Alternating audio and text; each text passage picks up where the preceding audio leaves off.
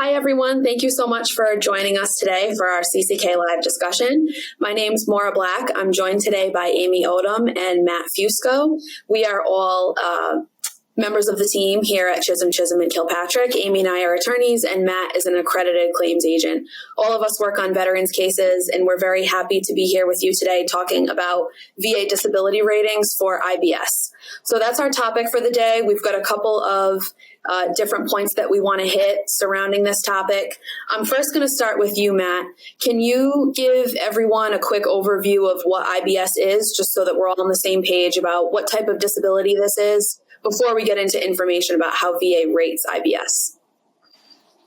Sure. So irritable bowel syndrome, or IBS, is a common gastrointestinal condition that affects the large intestine. It is a chronic condition, which means that its symptoms can persist for years, even with treatment and adjustments to things like diet and lifestyle. Some of the common symptoms of IBS can include things like stomach cramping, diarrhea, gas, constipation, and pain. And it's really important to note that the exact causes of IBS are not known, but triggers that are understood can include things like stress, eating certain foods, and medication. On the topic of medication, sometimes IBS can occur as a side effect of some specific medications.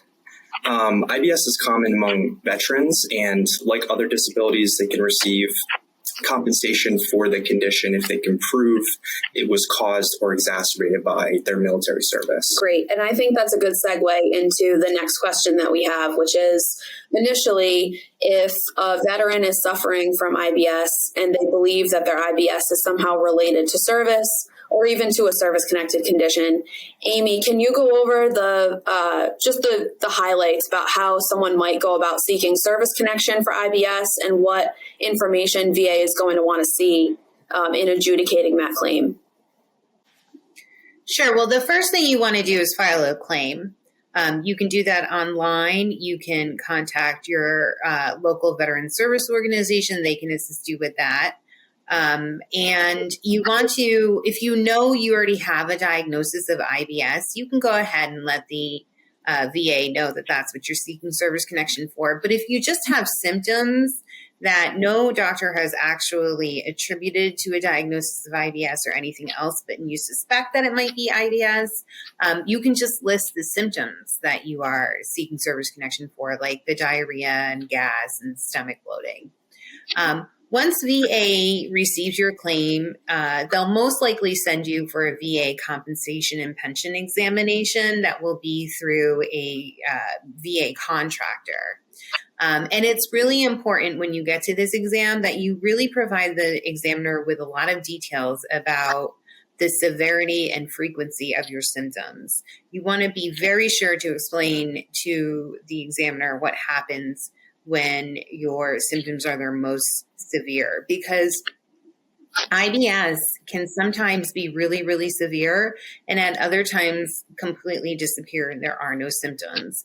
And so it's really important that you make clear to the examiner how severe and how frequent your symptoms are. Veterans may also be able to get service connection for IBS as secondary to another already service-connected disability. So Matt kind of touched on that. Where we often see this is when IBS is caused by psychiatric medications that a veteran might take for something like PTS. So keep that in mind as well. Great. Thank you. And I think Amy's points about the episodic nature of IBS and how sometimes symptoms can be particularly severe and at other times not so much is a really helpful one as we pivot to talking about how VA rates IBS. So let's assume that a veteran has filed a claim for service connection for IBS and they're successful in getting VA to recognize that their IBS is due in some way to service.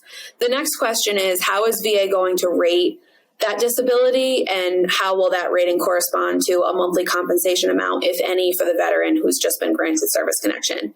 So to Amy's point, one of the first things we always like to remind people when thinking about ratings is it's really important to be giving as much information as possible to an examiner if VA does arrange for an exam.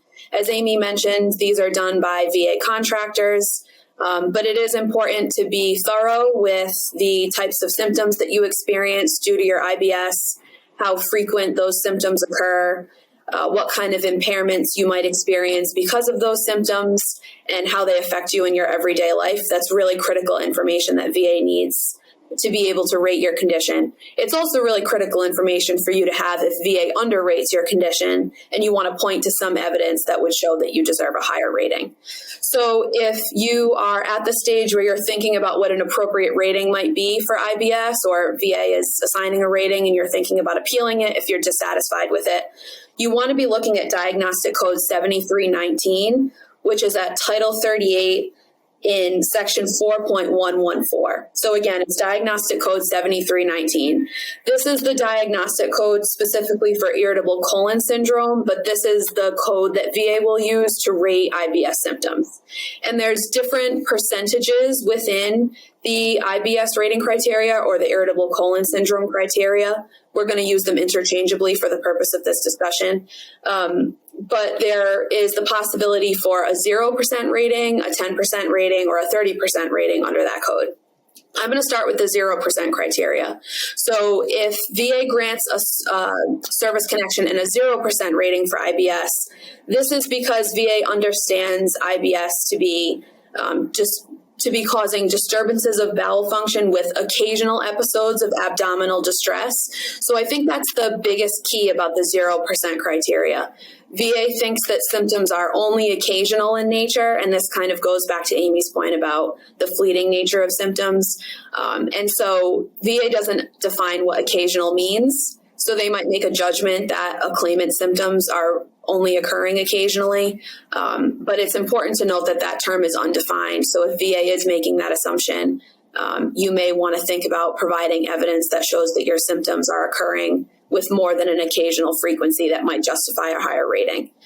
Matt, can you talk to us about the 10 and 30% criteria for IBS and how someone who's maybe getting a 0% rating or wants a higher rating might try to produce evidence that would qualify for one? Sure. So moving on to the 10%, the 10% is defined as when a veteran's IBS is moderate with, quote, frequent episodes of bowel disturbance with abdominal distress. Similar to Maura's point about the 0% criteria, the term frequent episodes is not specifically defined in the rating. And bowel disturbances may include episodes of diarrhea or severe gas and bloating.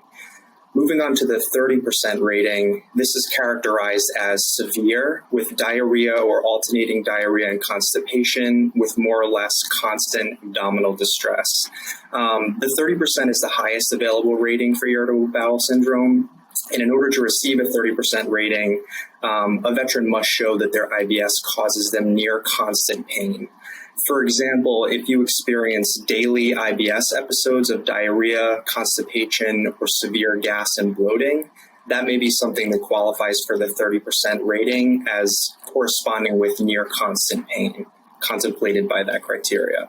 That's really helpful. And I don't mean to repeat myself too much, but I think, and Amy can probably attest to this, as can Matt, one of the major issues that we see in IBS rating cases, at least in my experience, has been the undefined nature of the terms that VA uses to gauge the frequency and even the severity, but mostly the frequency of IBS episodes or flare-ups or periods of symptoms. And I think that, for a claimant who's experiencing episodic, very severe symptoms, but that VA decides they're only occurring occasionally, could potentially end up with a 0% rating, which I can imagine is extremely frustrating for people who are experiencing the symptoms of this disability. So it's important, I think, to be specific about how frequent your symptoms are, and to explain why they are more than occasional if you feel like they're occurring more than occasionally as a stepping stone to get to those higher higher ratings or the potential for a higher evaluation. It's always difficult when VA's rating criteria is undefined. It happens a lot in different diagnostic codes that they use terms that they don't contextualize or define. So it can be difficult to fight the VA for a higher rating on those. But with this particular disability, it's really that frequency element among some other things that I think VA cares about the most. And might be most responsive to if you're making arguments or pleading your case for a higher rating. There's a layer of the IBS is important in another context in the VA disability benefits world, and that's as it pertains to Gulf War veterans. Amy, can you talk to us about how Gulf War veterans that experience IBS, how they might go about trying to prove that their conditions related to service, or what different filters VA puts on when looking at those claims? Sure. Well, let's start with talking a little bit about who are Gulf War veterans. Gulf War veterans are people who served in Southwest Asia during the Persian Gulf War. And so when you hear that, you might think, okay, so like 1991, 1990 Desert Storm, Desert Shield era. But actually, under the statute, the Persian Gulf War continues even today. So because Southwest Asia covers Iraq and Kuwait and Qatar and a broad geographical area, veterans who served in OIF recently, Operation Iraqi Freedom, in the early 2000s are also considered Gulf War veterans. Veterans who served in Afghanistan, however, are not, because they are not considered to have served in Southwest Asia.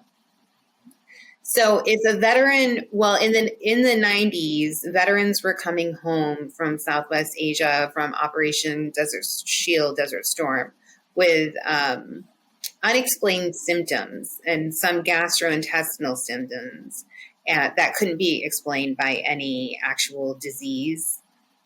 So Congress passed a law that said veterans who served in Southwest Asia and have these symptoms are entitled to a presumption that those symptoms are related to service in Southwest Asia. And presumption means that instead of having to prove with medical evidence a relationship between your disability and your service, the law will step in and provide that relationship. There's no evidence needed.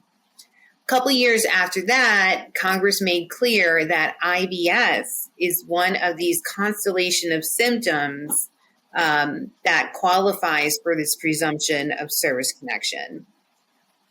So where that leaves us is that if you are a veteran who served in Southwest Asia between, I don't remember the exact date, but some like 1990 and now, and you have IBS, the law will step in to presume that the IBS is related to your service in Southwest Asia, unless that there's some evidence that rebuts that presumption, like a doctor says, no, this IBS is actually caused by the veteran's PTS medication. In that case, you might have a secondary service connection claim, but you're probably not going to get that presumption of service connection.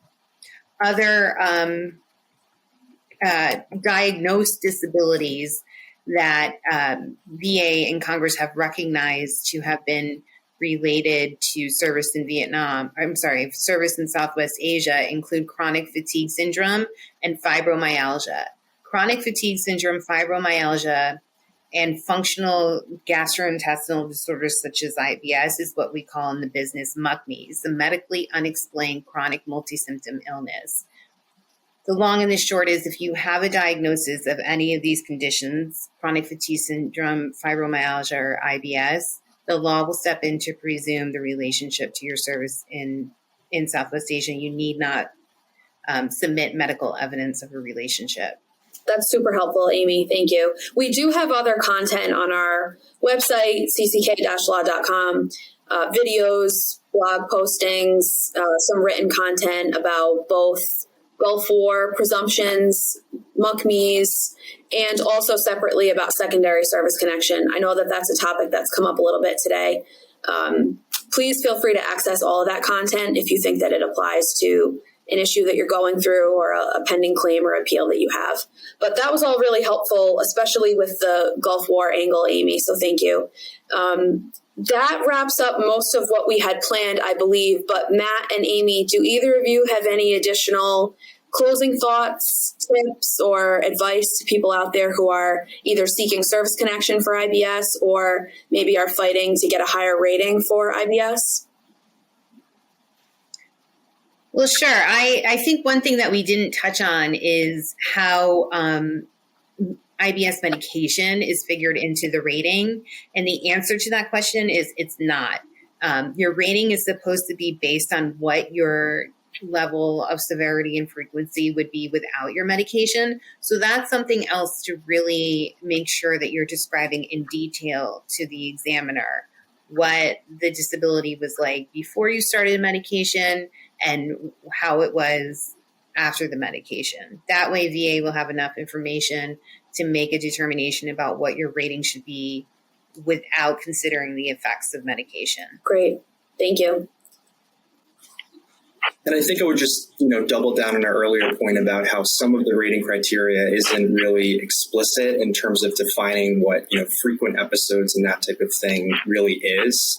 So I think that we would just suggest, take a hard look at the symptoms you are experiencing, the frequency they're occurring, and the severity that they're causing you in terms of symptoms and functional impairment, and really try and, take those things into consideration when thinking whether or not you may qualify for a higher rating. To Amy's point about being open with the examiner and really kind of talking about how your symptoms have been impacting you. I think that's really helpful for veterans to keep in mind when they're trying to determine whether or not they may be entitled to one of those higher ratings for IBS specific. Totally agree. I think the two most important things to think about, at least in my experience when dealing with the rating part of things, is really looking at the diagnostic code. I think this is advice that transcends, any specific disability you might have. Really looking at the diagnostic code for the language about how VA, what kind of symptoms, what kind of severity VA is looking for to be able to assign a certain rating. That can be helpful in any increased rating appeal or increased rating claim context.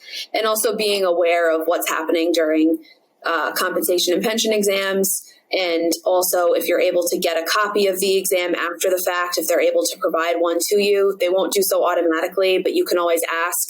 And that can really give some good insight into what kind of evidence VA is relying on to adjudicate your increased rating claim. It can be really helpful information if you need to rebut something the examiner said or correct something that the examiner may have recorded incorrectly. But great. Thank you both so much. I really appreciate your time today.